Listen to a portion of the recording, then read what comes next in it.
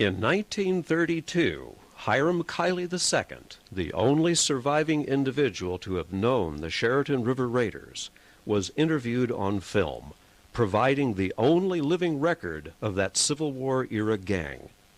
The elder Mr. Kiley, while often forgetful and given to unlikely flights of fancy, offered his recollections of the gang in amazing detail.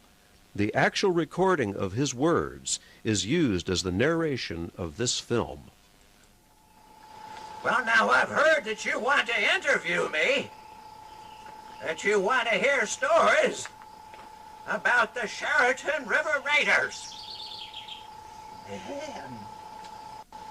Well, my name is Hiram Kiley II, and I am the firstborn son of the original Hiram Kiley, who was a member of the Chariton River Raiders. Now, the Chariton River Raiders was a civilian militia that joined up with the Confederacy during the war between the states, although sometimes it's known as the Civil War. And they was gonna go and fight against them abolitionists. Now, them abolitionists sometimes was called the Jayhawkers, and they would come down into the South and raid them farms and steal the slaves away and then sometimes burn up the farms. Well, now, it's one thing to have an opinion about slavery, but it seems to me they was overdoing it. Now, the Chariton River Raiders did have one man that was in the military, and that was Captain James Dunn. And he fought down there in Sedalia or Summers and had something to do with Bloody Bill Anderson. Anyway, he survived the war pretty much. And then there was, the rest of the members were civilians, and we had Buckeye, who worked on the railroad, and then we had, what's his name? I've forgotten the name of him already. And then we had, well, there was my father, Hiram. He was a dentist, but he wasn't a very popular one. So I reckon he had to join the war or something. And then there was Dusty, who also was in the railroad, and Coyote, who I think was an Apache, and Peyote Bill. And there was Hank, who was an undertaker, and he was mighty handy to have along, although I don't know why. And then they had Mandy, who was the only woman member, and she was a mighty pretty little thing, and the boys just thought the world of her, and she would take care of them whenever they would be not feeling so well, and she'd cook and have cookouts for her, and just, she was like a mother to them fellers. Well, about midway through the war, there was a school teacher who joined the Confederacy and became a lieutenant, and he was named Samuel Elijah Boggs. He was kind and gentle. And he would learn them children how to read and write and cipher. And he knowed all kinds of things. And anyway, he become a sharpshooter and was heaped the best shot in the whole Confederate Army. And they made him a lieutenant. Well, about midway through the war, Boggs got a little too friendly with the business end of a Confederate cannon. And when that thing went off, he went straight up about a mile or so and was meandering around up there for 10 or 12 minutes. And when he come down, he must have left the better part of himself up there, because what landed weren't normal. He had become mean and ornery. Well, now, the Reverend Silage, he opinioned that when Boggs come down, he landed into a pit of spiritual vipers, demons from hell who come up to feed off of the pain and the misery of the battlefield.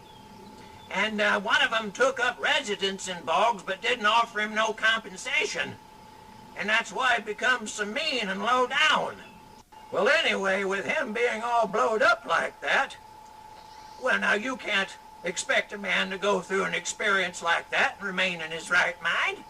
Why, I know the dog once got blowed up over a gas pocket in the old Shelby coal mine, and he went a-sailing away over them treetops, mighty picturesque. And when he come back, he couldn't remember which leg to raise. He was all scrouched up like this and acting like folks was out to do him no good. Why, you couldn't blame the poor thing. Well, anyway, when the war was over with, Boggs was mighty sorry and disappointed, what with the South losing the war and him being all blowed up like that. And he took to bank robbing and murdering and now, all right, who took this from me now? Okay. Well, now, where's Boggs being all blowed up.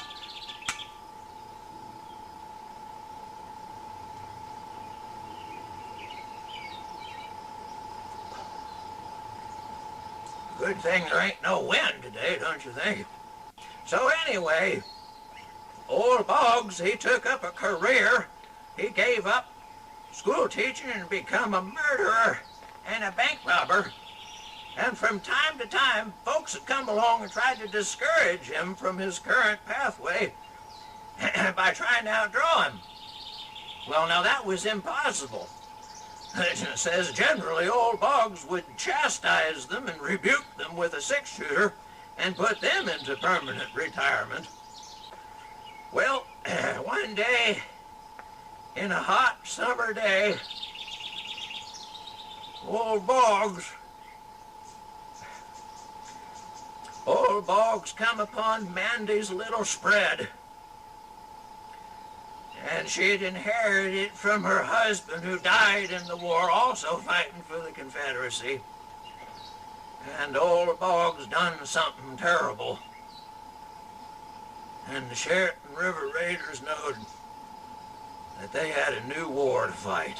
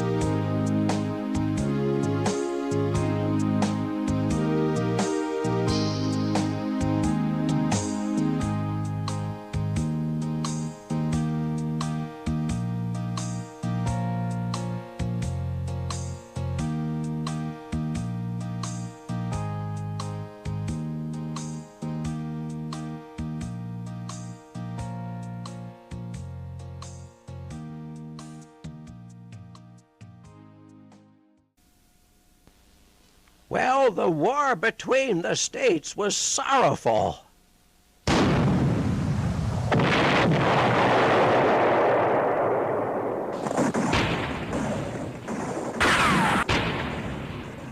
But afterwards they cleaned up the rubble, built new homes, and kind of shoved the whole mess under the rug. But times were hard, and it gave rise to roving gangs of bank robbers and murderers.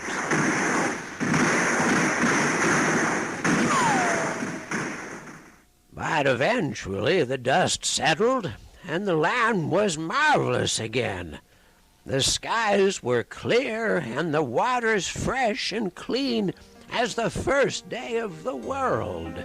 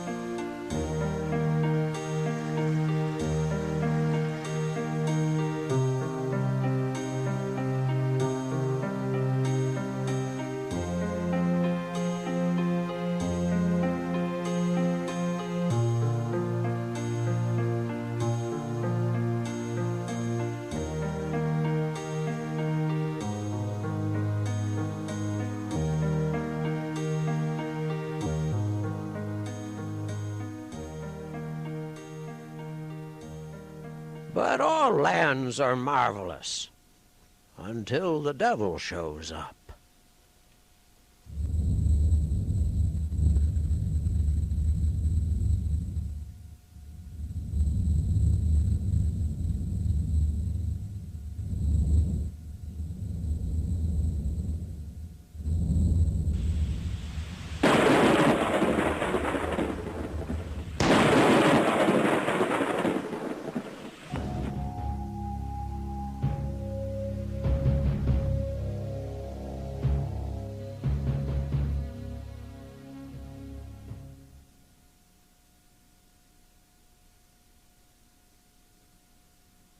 Well, now, Boggs never thought of himself as the devil. He no doubt thought of himself as a civilized human being, a gentleman, given to the finer qualities of life. But some things just are the way they are. For some, things can change.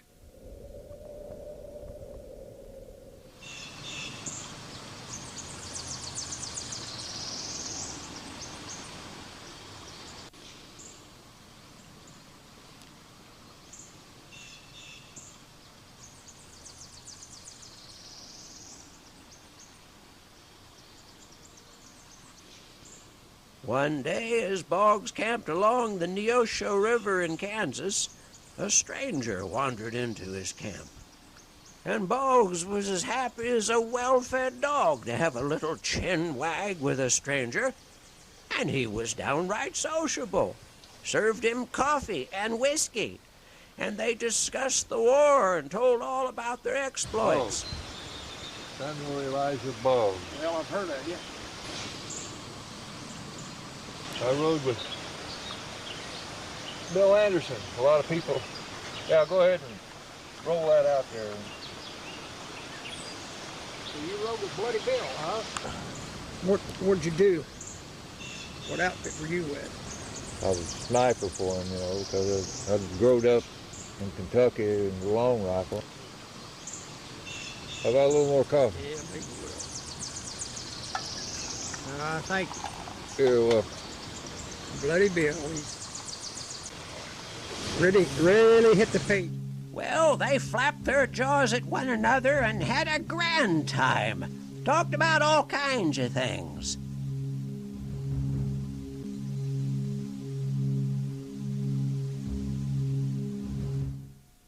And when Boggs got up to answer a call to nature, something dark come over the stranger, and he committed a slight breach in frontier etiquette.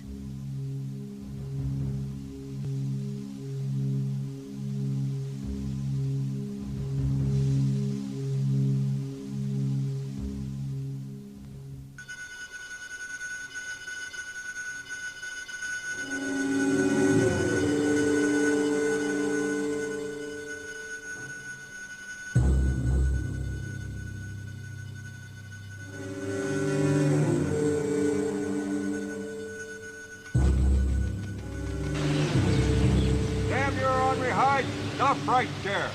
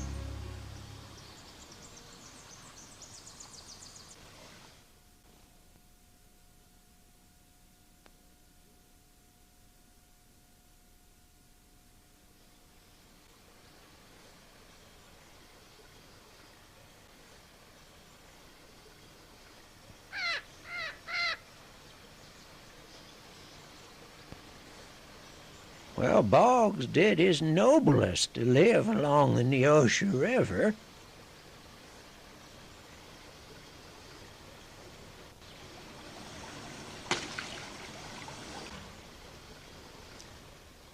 Sometimes he'd tuck his hair under his hat and go fishing, bare-handed, with sorrowful results.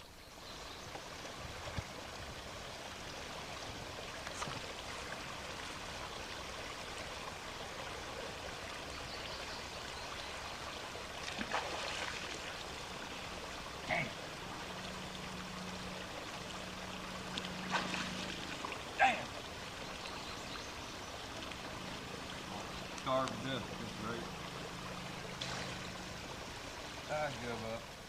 But life along that river was not up to his tastes, being a man of refinement, and soon it come upon him to head back east to the Missouri prairies and to the great Chariton River and home.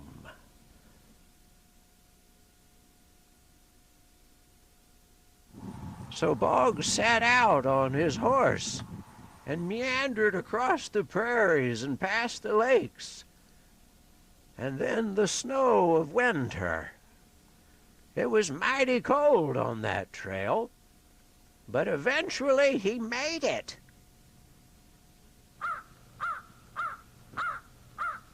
And there he was in the center of his own world, and spring was beginning to dawn with thunder and storm clouds, and it was mighty beautiful, too.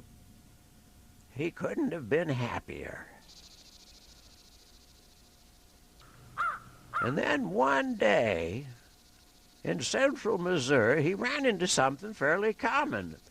His horse sensed something, and there in the slight distance come two strangers. Well, Boggs was as happy as a lark to see them, to have a little trail company. And they introduced themselves and talked about where they were going. And they both discovered that they were going to the Chariton River. And what better company would there be?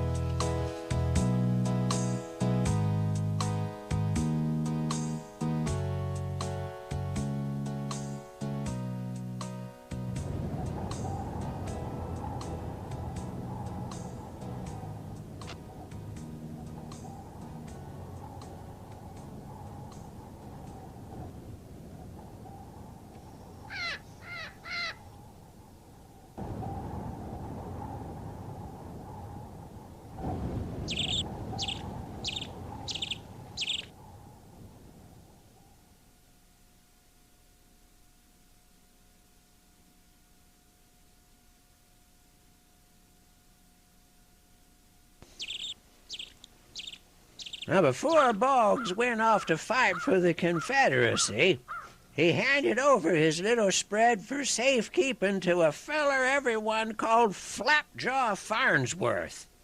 Flapjaw, or Flap, had a remarkable talent for talking himself into all kinds of trouble, but no talent for getting himself out. Flapjaw fancied himself a prospector, but was nothing more than a scoundrel, a drunk, and a bad gambler. One night, in a haze of cheap whiskey, Flap handed over Boggs' spread to settle a debt.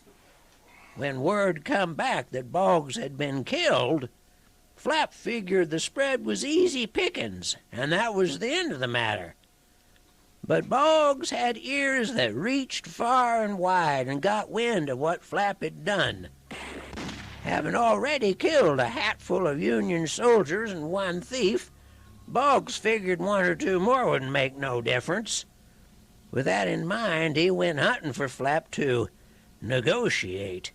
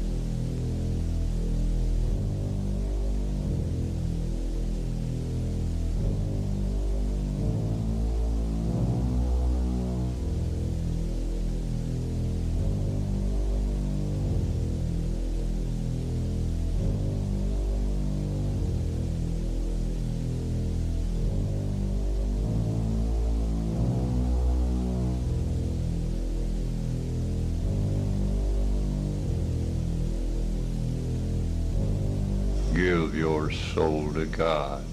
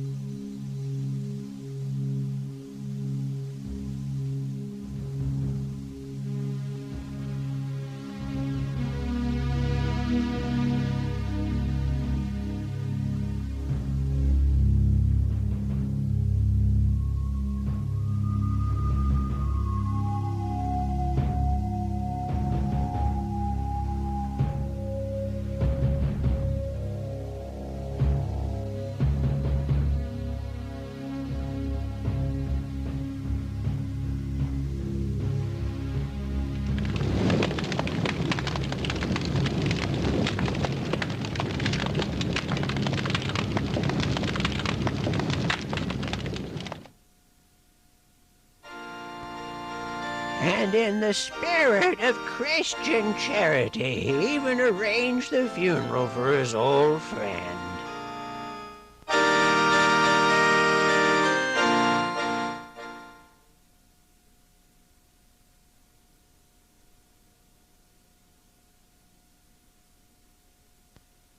Well, you might be wondering how Boggs become involved with the Sheraton River Raiders. Well, I'm going to tell you. Underneath the waving flag of the Confederacy, she would assemble the boys together for a cookout in what would ultimately be the greatest shindig in the Sheraton River Valley.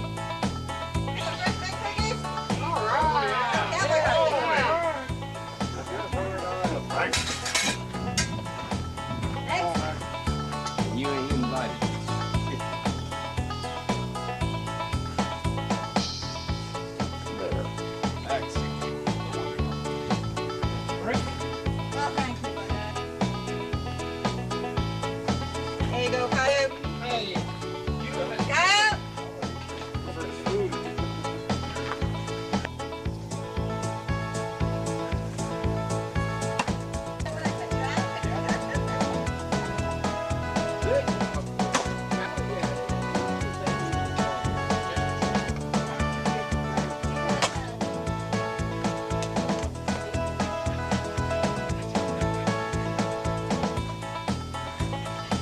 trying to see if these are. Now, wait a minute. Now, wait a minute.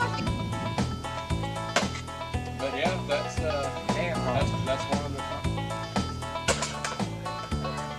Which they've got a deal that comes swinging out of the train.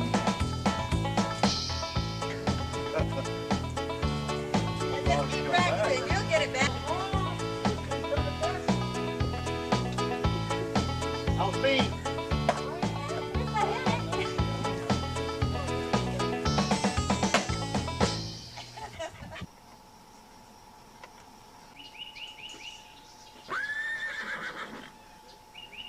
Well, I don't have a stuffed pig, but I got a gold coin for the best shot. Let's get a shooting contest going.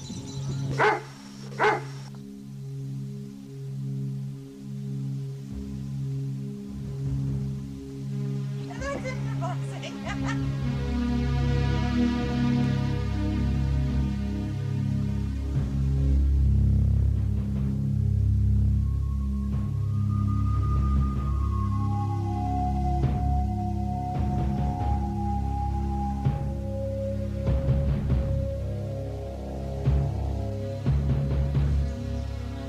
We got shooting contest going on. Give me another go. Nice pig.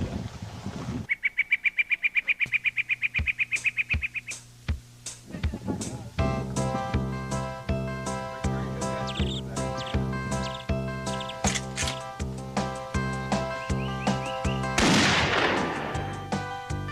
Marshall, you next. Shoot time. Go shoot.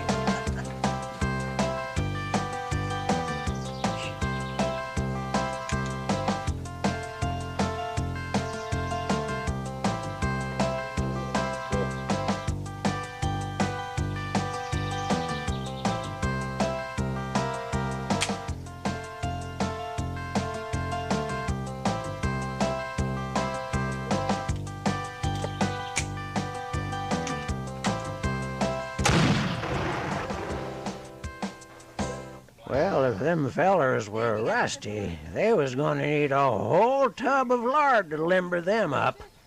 It was pitiful, just pitiful. Okay, you got your pistol ready? Give it a good cleaning. Nice. Fire? Fire.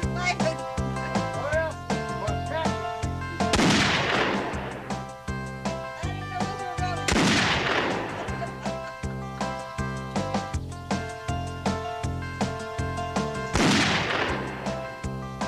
You couldn't hit water if you fell out of a boat. That's right.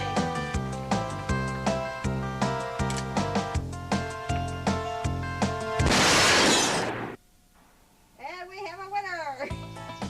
yeah, for most boys, There you go, guys. don't give him a spoon. He ain't worth it. Ah, sure he is. There you go. Don't spend it all in one place. You driving the Marshall again? Throw it up in the air. Throw it up in the air.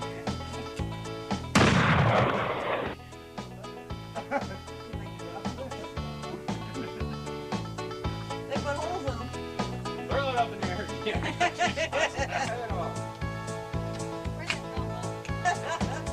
Or up again. Throw it up.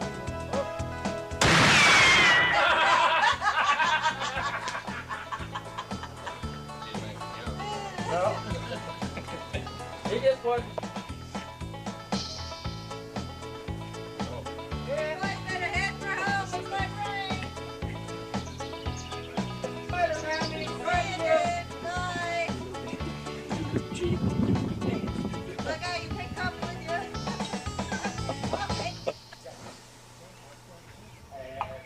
And so the boys wandered off, not knowing the storm that was a-comin'.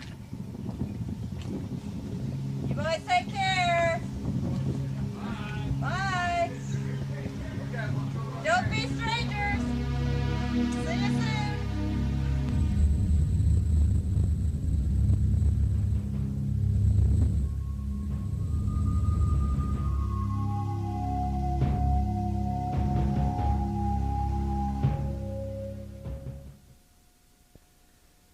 Now, I'm going to stop the story here to tell you about one of the members of the Sheraton River Raiders who wasn't at the shindig. My daddy, Hiram, had a twin brother named Caleb, my uncle. They was the spitting image of each other. They looked so much alike that sometimes they even got themselves mixed up. But when Uncle Caleb was off fighting for the Confederacy, a muzzle blast from one of his own men darn near tore off his face and burned his eyes. Afterwards, he could see well enough, but everything he saw was off-center, like looking at a fish in a stream. And he become uglier than the south end of a warthog, so he hid behind a set of smoked glasses and a haystack of hair. And it didn't improve his attitude, neither. He'd become gloomy and dark, and most generally stayed by himself.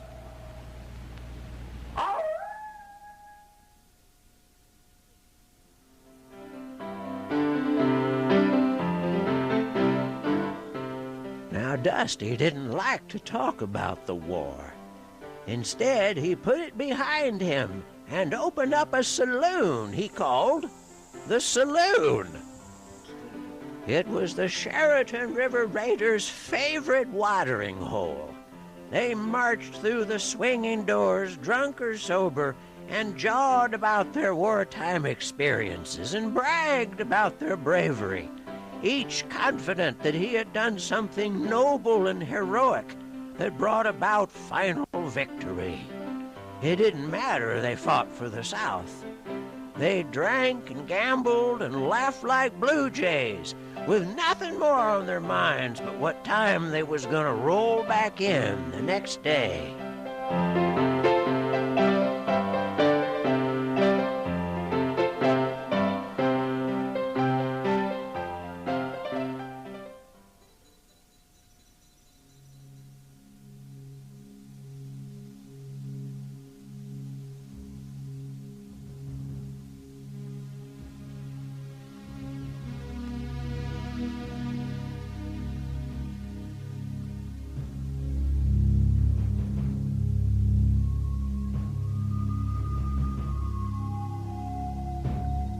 In the course of anyone's life, there can come a change of season, sometimes in the blink of an eye, sometimes following a nod or even a smile.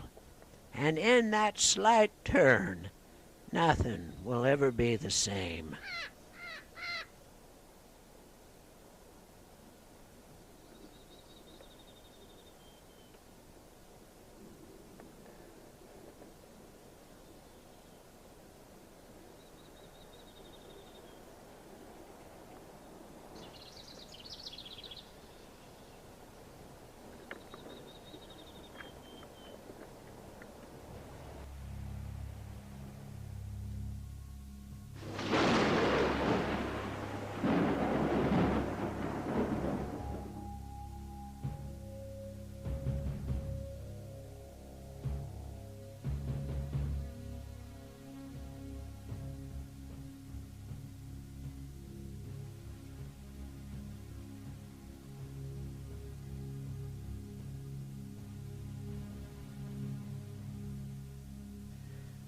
Alone in her little cabin after the boys was gone, Mandy lived in a world of memories. She could not banish the comforting ghost of her husband who died in the war, and she didn't want to. And she found a measure of contentment thinking of him and playing the music box he gave her from New Orleans.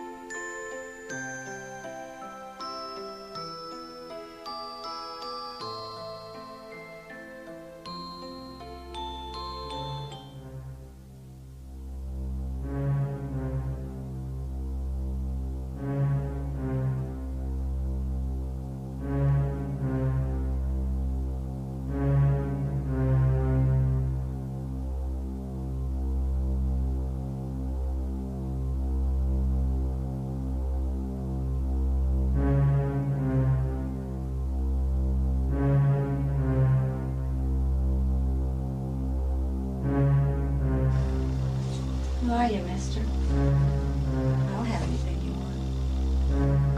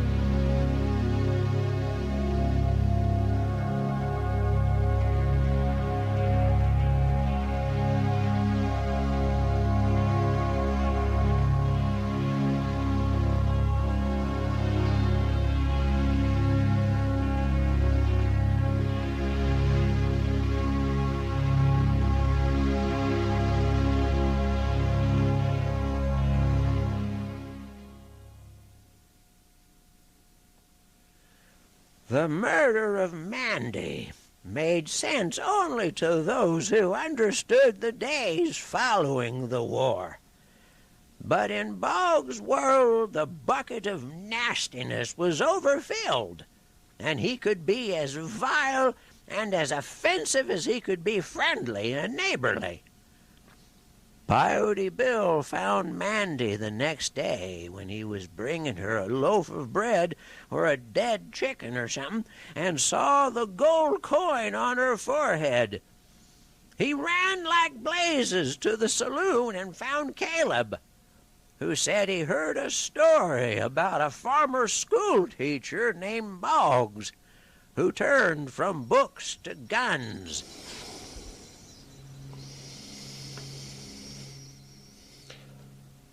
I heard about this. I heard about there was a fellow, an old school teacher by the name of Sam Boggs.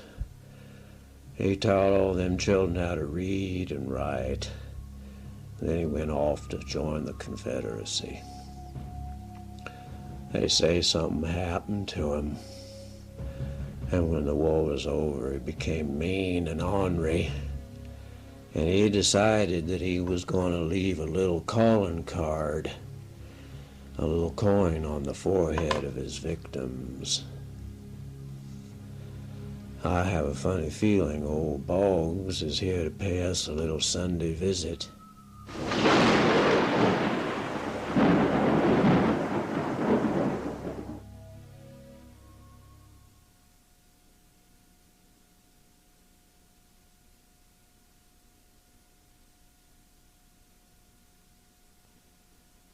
The boys buried Mandy behind her little cabin on that warm, early fall day.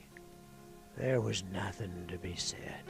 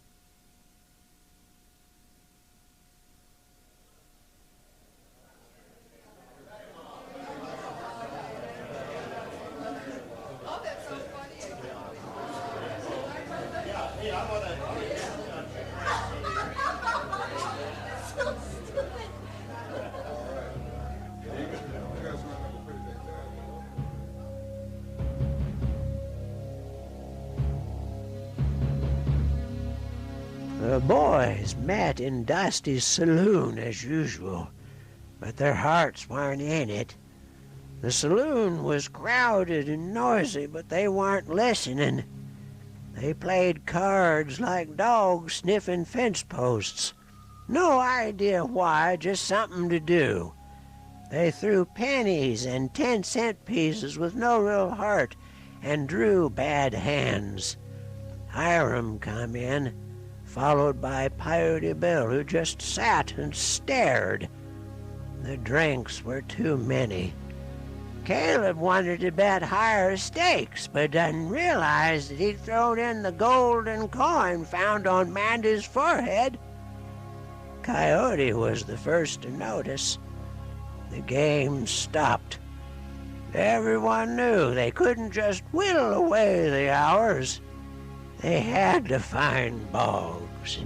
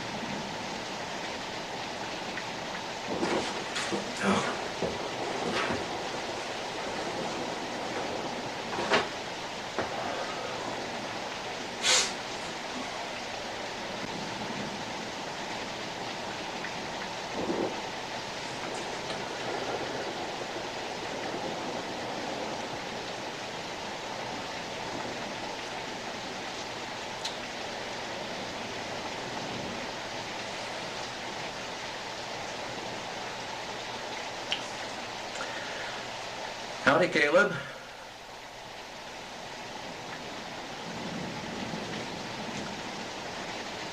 Hell of a thing, huh? Hell of a thing.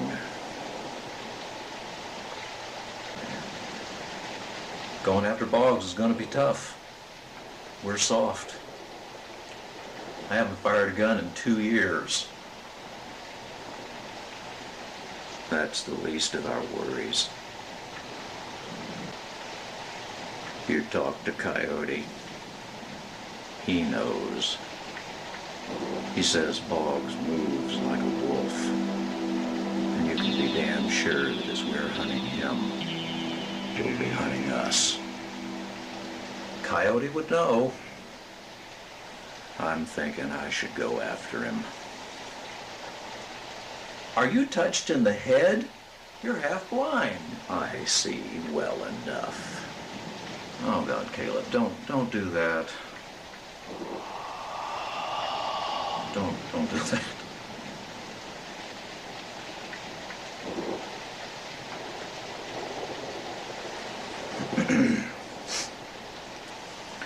Together, what chance have we got?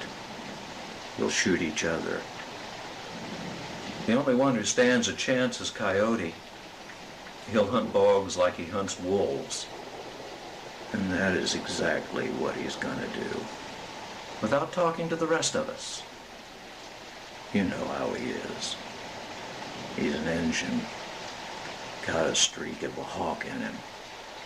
You don't tell a hawk what to do. Well, I'm going to anyway. What the hell did you cut your hair with? A plow? I've got to go talk to Coyote. There's got to be a better plan. I got to get out of here.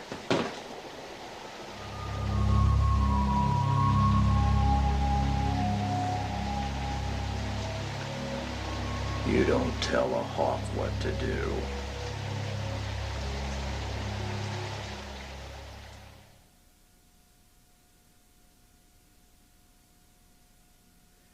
Hiram never found Coyote. Coyote, true to his ancestral blood, understood that a wolf would never be far from a fresh kill. Coyote had taken up the white man's ways and could talk just like one, but he knew that Boggs moved like a wolf and could be defeated only on a wolf's terms. But Coyote learnt just how disappointing the white man's ways could be.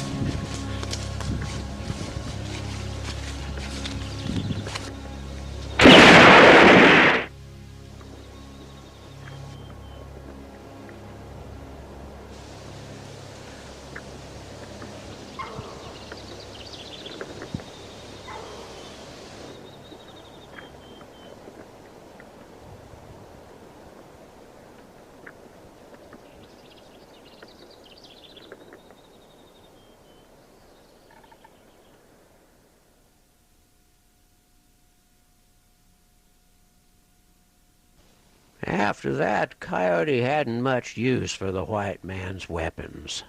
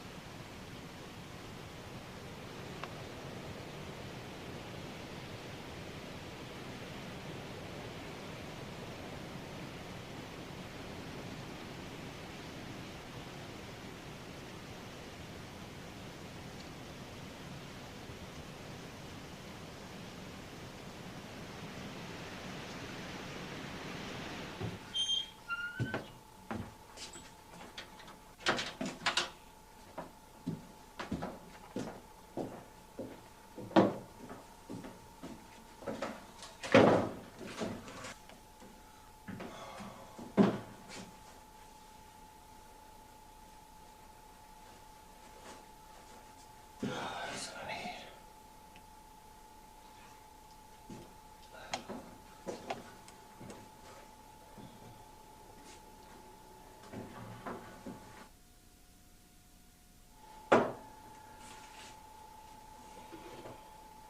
you are.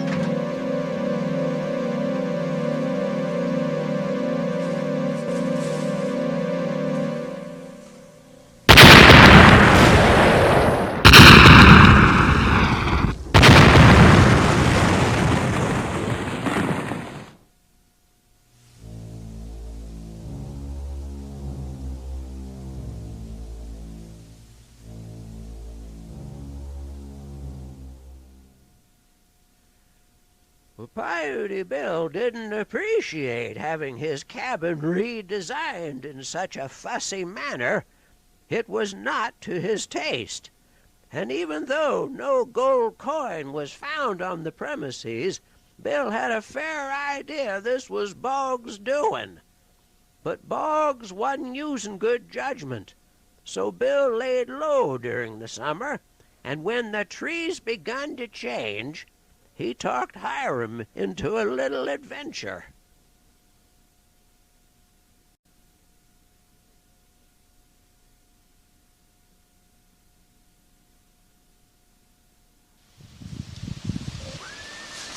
Well, I gotta tell you, this has to be without a doubt the hottest autumn that I've ever seen.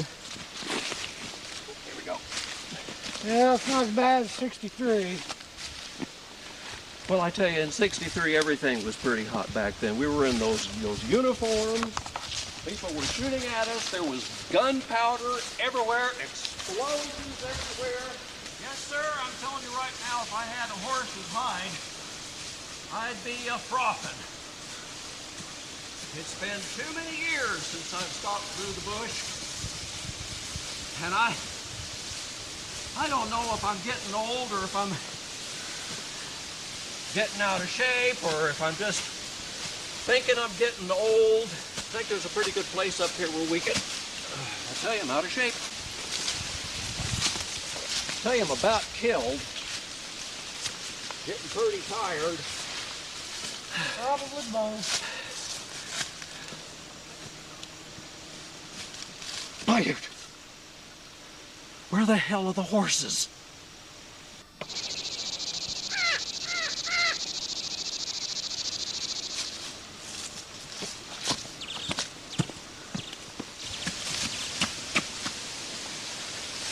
There ain't no Indians around here, are there? No, there ain't been no bad Indians here in years.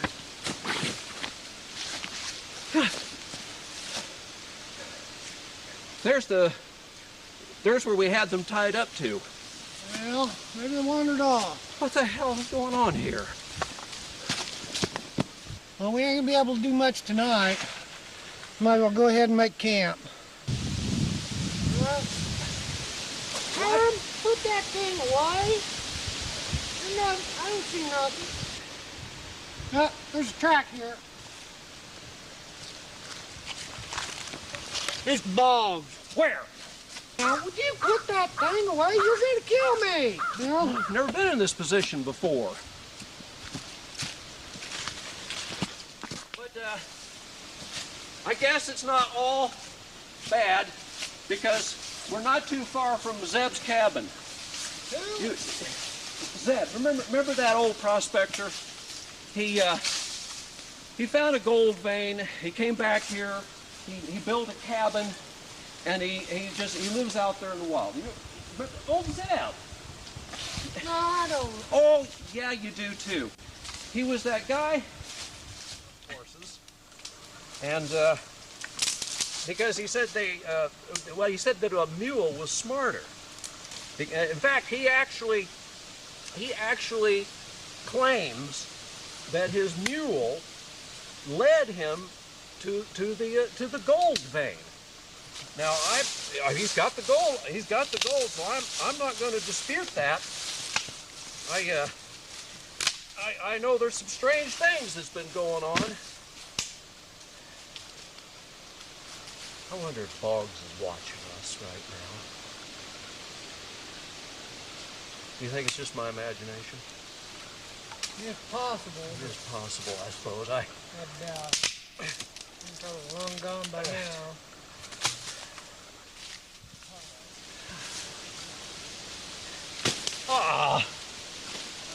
The bedrolls, the supplies, everything was on the horses. Oh. Been a long night. Oh, Lord. The coffee's gone. Oh.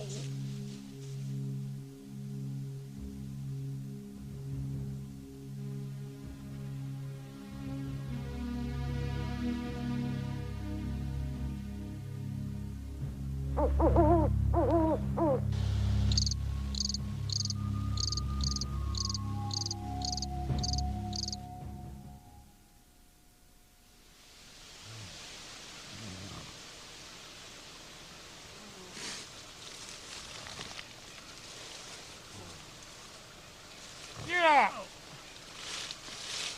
You over sleeping on the ground. Oh. Well, we're alive. That's got to count for something. I don't know what. Oh, I can't sleep on the ground like this anymore. Oh.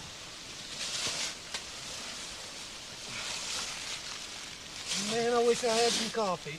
Oh, I think old Zeb's got some. I think he's got everything. I think we can get old Zeb.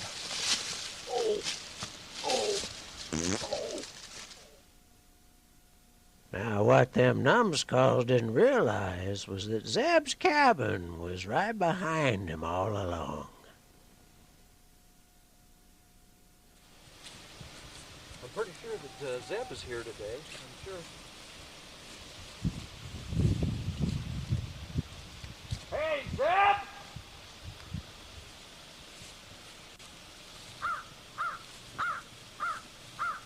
Yo, Zeb!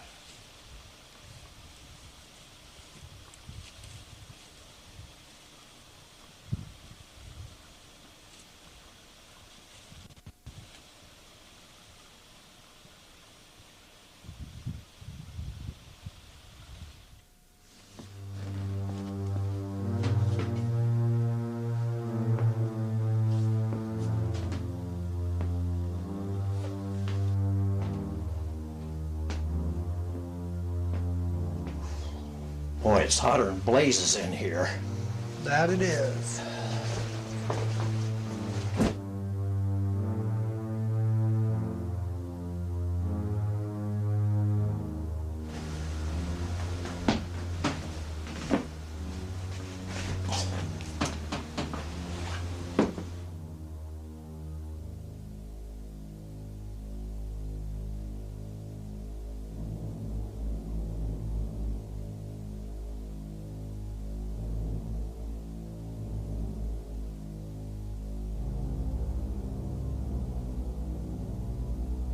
Let me have the lantern here for just a second.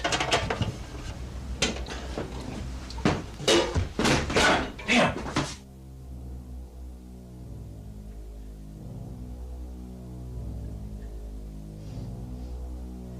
Ah, diddle liquor.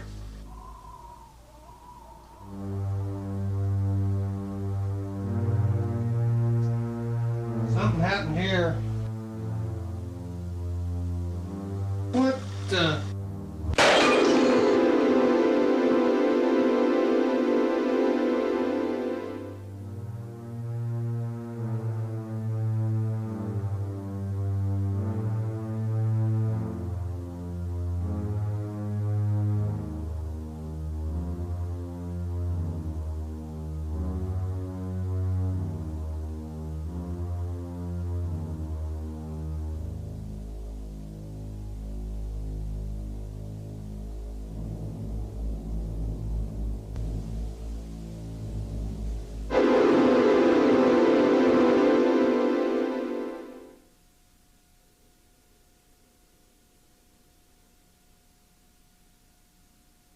Caleb, I need a drink. Get it yourself. We didn't have any success. Who's we? Bill and I. Why should that surprise you? You don't know what you're doing. We're out of practice. Damn fools is what you are. Well, you can talk like that if you want to. You got any plans of your own? Staying here, most likely. Coyote went alone. Would have gotten Boggs, too, except his rifle jammed. Pulled one of his engine tricks, did he? He pulled one over on Boggs, that's for sure. Well, I ain't got no ideas. Well, Dusty's staying with the saloon. Captain Dunn and Buckeye haven't said anything, and Undertaker's too crippled up. Well, I'm half blind, or I'd do something. I ain't nobody's fool. That some bitch rubbed out the best woman in these parts. Darn near blowed up Bill. And all I can do is sit out here and figure out how to pour a drink all over again. Well, you would have thought we learned something in the war. We're going about this wrong. That's for sure. We ought to figure out Boggs' next move. Set a trap or something. Maybe wait until he strikes again. Bill was right. You never know where he might be next. Well, I figure he's laying low. Hiding out somewhere you'd never think. Yeah, like the purloined letter. I don't know what you're talking about. Yeah, you know, that story. The purloined letter. The story about the missing letter. Nobody could find it because it was sitting in plain sight. They tried to make the whole case complicated, but it was in plain sight. Just like you said, hiding where you'd never think. Well, Boggs ain't no slouch. He's got a couple of brains up there. I'll be damned. Caleb, I know where Boggs is. What you talking about? As sure as you and I are here, I think I know where Boggs is. Caleb, I'm gonna go check this out. Don't you go doing something stupid, boy. Don't worry about a thing, Caleb. I'll be all right. Hiram laid low himself and waited for the winter to run its course. And when the spring thaw arrived, he set out to the one place where he strongly suspected Boggs would be hiding.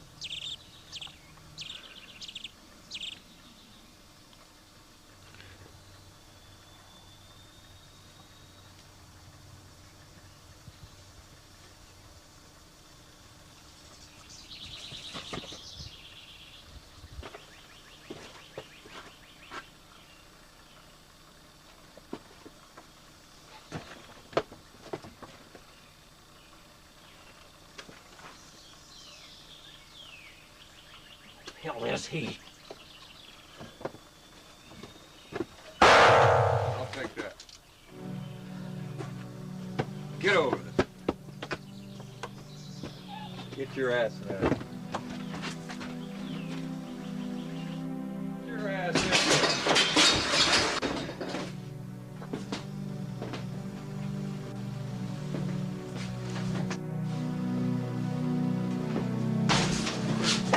Sit your ass down over there.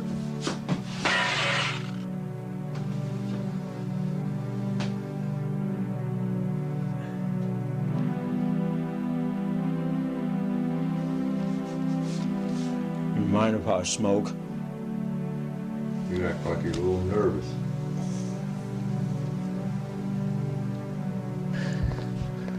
I am alone. Damn well better be. I can see you're wounded there. Yeah, me and Coyote got into a scrape, but it's all right. I can get you some help.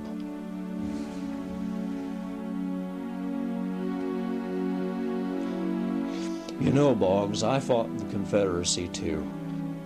Well, that makes you some kind of hero, don't it? Look, Boggs, I know you're going to kill me. But there's something I want to know first. What makes something like you? Was it the war? Did the war make you like this? Or did the war bring something out in you that was already there? I suppose it could have been a little bit of both. They're going to be coming after you, and you know it. You know, Boggs, the least you could do is give a man an even chance.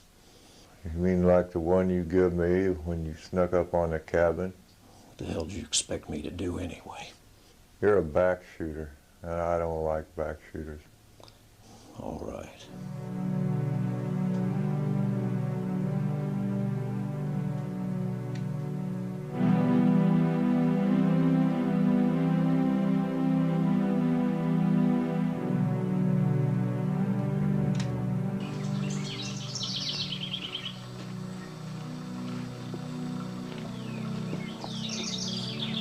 Here. Get over there. Get over there.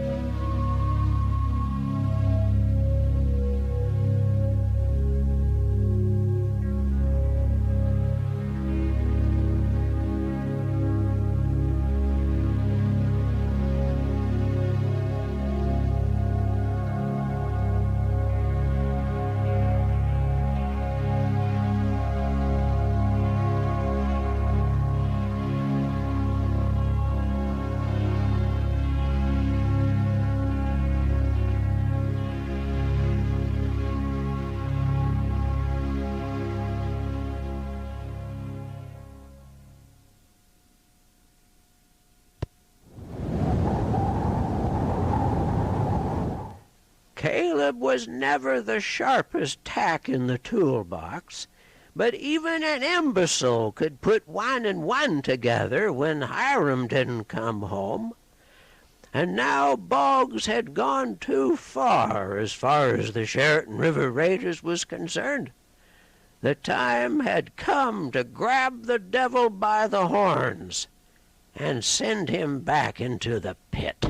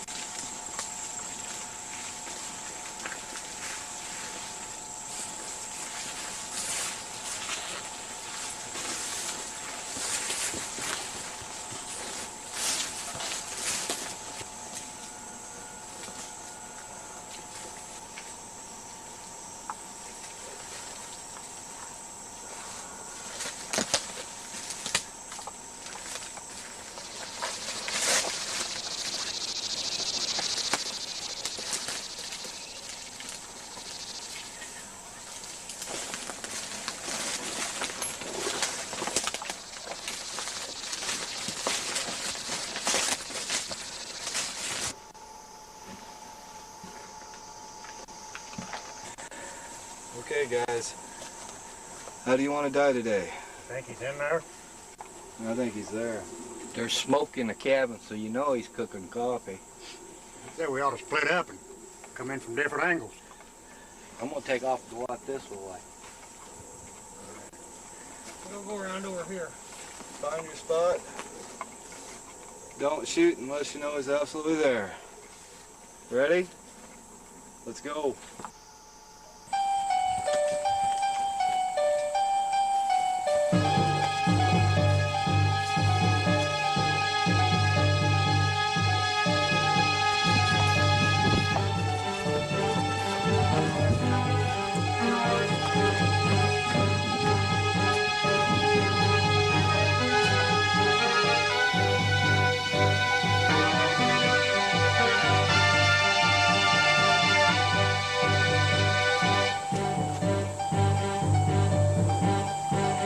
Boggs! I like these odds. Give it up! You're surrounded!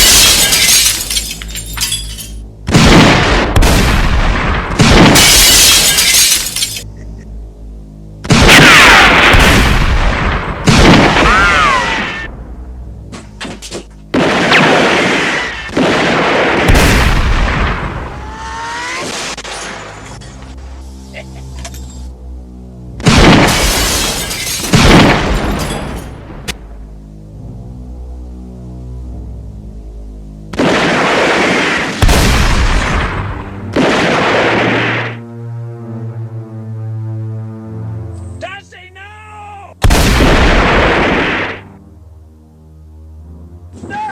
no! You son of a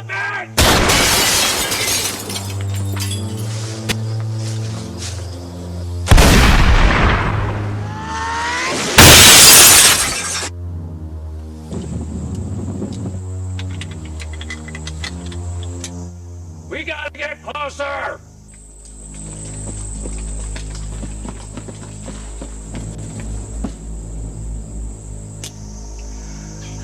All right. Let me have the first shot. Fire!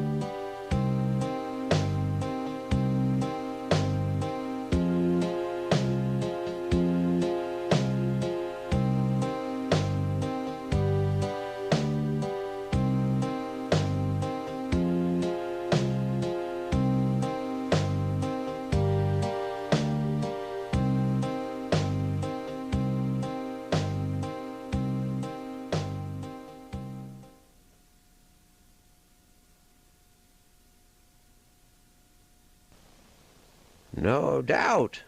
You want me to say something wise and philosophical. Well, when it come to Boggs, he was one of a kind. But his kind was a dime a dozen. Now you figure that one out.